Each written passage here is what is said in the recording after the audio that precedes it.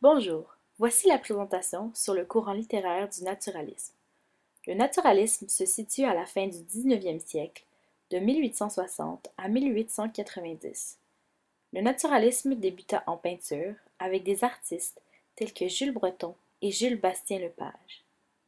Le naturalisme suit le courant du réalisme et cherche à démontrer la réalité humaine. Ses influences sont la théorie de l'évolution de Darwin et d'autres découvertes scientifiques de ce temps.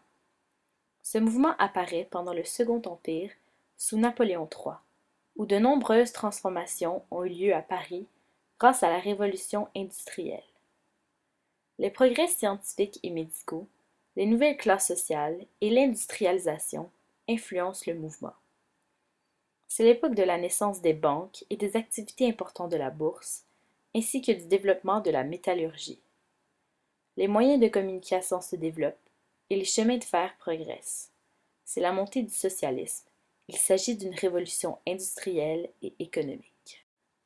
Plusieurs artistes vont s'inspirer de l'actualité de l'époque pour écrire. Entre autres, Émile Zola. Émile Zola est né à Paris en 1840. Il a passé sa jeunesse à Aix-en-Provence, dans le sud de la France, où son père, un ingénieur civil d'origine italienne, a été impliqué dans la construction d'un réseau d'aqueducs municipal. Il mourut en 1847, laissant Madame Zola et son jeune fils dans une situation financière désespérée. Zola a fait ses études au lycée Saint-Louis à Paris, où il a échoué à 2 reprises l'examen du baccalauréat, qui était une condition préalable à d'autres études. Donc, en 1859, il a été contraint de rechercher un emploi rémunéré. Zola a passé les 2 prochaines années au chômage, vivant en pauvreté. Enfin, en 1862, il a été embauché comme commis à l'entreprise d'édition LCF Hachette, où il a été promu au service de la publicité. Pour compléter ses revenus et faire sa marque dans le monde des lettres, Zola a commencé à écrire des articles sur des sujets d'intérêt actuel. En 1865, Zola publie son premier roman, La Confession de Claude, un conte semi-autobiographique qui a attiré l'attention du public. Zola a donc quitté son emploi chez Hachette pour poursuivre ses intérêts littéraires. Dans les années suivantes, Zola a poursuivi sa carrière dans le journalisme en publiant 2 romans, soit Thérèse Raquin en 1867 et Madeleine Ferrat en 1868. C'était un intérêt pour la science qui a conduit Zola, à l'automne 1868, à concevoir l'idée d'une grande série de romans semblable à La Comédie humaine de Balzac, qui était paru au début du siècle.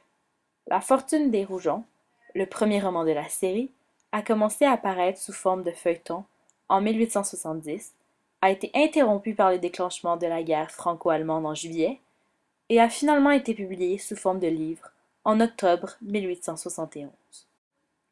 Comme le fondateur et le plus célèbre membre du mouvement naturaliste, Zola a publié plusieurs traités pour expliquer ses théories sur l'art, incluant le roman expérimental et les romanciers naturalistes.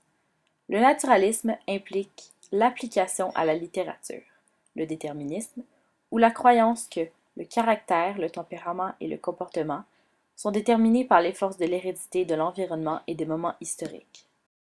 En 1898, Zola est intervenu dans l'affaire Dreyfus.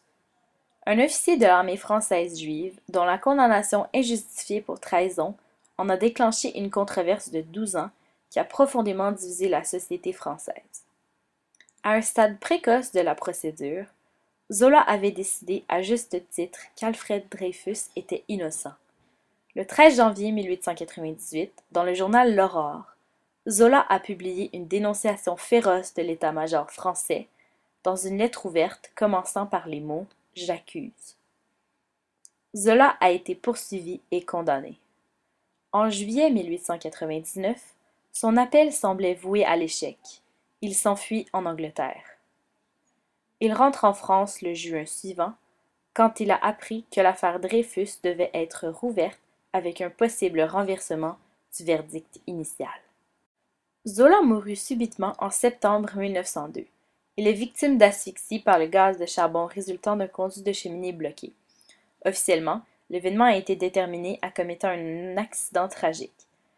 Mais il y avait et encore sont ceux qui croient que les anti-Dreyfusards se sont arrangés pour avoir la cheminée bloquée.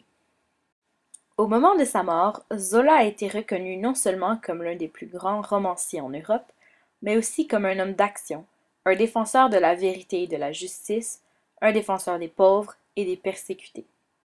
Zola rejetait le romantisme. Selon lui, le naturalisme est à la recherche des causes du vice de l'hérédité. Il considérait que le romantisme était l'écran qui rendait aveugle l'intelligence et qu'au contraire, le réalisme était l'écran qui donnait la vision la plus objective. Le naturalisme se définit en plusieurs thèmes majeurs. Ces thèmes tournent autour de l'exploration des milieux sociaux et notamment du peuple, de l'adultère, du milieu ouvrier et de l'instinct de l'homme, principalement ses désirs, ses peurs et ses violences. Le naturalisme se nourrit de tabous et de scandales. Une différence majeure entre le réalisme et le naturalisme est que le naturalisme décrit le monde du travail tandis que le réalisme illustre la bourgeoisie. Les sujets sont plus banaux. La focalisation objective et le discours permettent de se rendre compte du langage sans dénaturer le style. Le naturalisme laissera ensuite place au symbolisme. La première caractéristique du naturalisme s'agit de la volonté de représenter le monde tel qu'il est réellement en utilisant les modes de raisonnement des sciences. Par exemple, l'observation des faits, l'identification et la classification des données de l'expérience, et le souci d'objectivité. Le romancier naturaliste est un observateur et un expérimentateur. La deuxième caractéristique s'agit de la volonté d'étudier et d'illustrer les milieux et les types sociaux, surtout le milieu ouvrier. La troisième caractéristique s'agit de dénoncer les inégalités sociales. Enfin, la quatrième caractéristique s'agit que le romancier qui vérifie expérimentalement dans ses romans le rôle des déterminismes sociaux et biologiques sur ces individus. Effectivement, les naturalistes sont influencés par les idées de Darwin, c'est-à-dire que le caractère d'un individu est déterminé par l'environnement ou l'hérédité, ce qui influence les actions des personnes. Le naturalisme est aussi caractérisé par l'omniprésence de nombreux détails issus de la vie quotidienne qui renforcent l'effet du réel, ainsi que l'emploi d'un registre lyrique et d'un vocabulaire technique.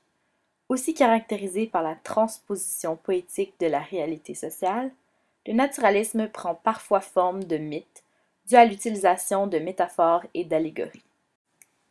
Voici un extrait du chapitre 4 de L'Assommoir d'Émile Zola. Cet extrait explore l'univers d'un ouvrier. On y trouve, en bleu, un champ lexical du monde ouvrier qui contient un vocabulaire technique dans une réalité sociale de l'époque. On y trouve ensuite une comparaison entre le travail d'un ouvrier et celui d'un tailleur pour démontrer son agilité et son aisance dans son milieu de travail. Par la suite, on peut trouver une reprise du mot trou qui désigne un danger possible pour l'ouvrier. Cette répétition démontre les vrais risques qu'entraîne le métier d'ouvrier à l'époque. L'extrait illustre des étapes qui semblent mener vers une tragédie. Par la suite, l'emploi du mot tranquillement, de l'expression comme chez lui, et du fait que pendant son travail, l'ouvrier siffle un air joyeux, tout cela démontre qu'il se trouve dans un environnement familier et qu'il y est à l'aise, détendu et même heureux. Cet extrait est un exemple parfait d'une réalité humaine de l'époque et du point de vue objectif.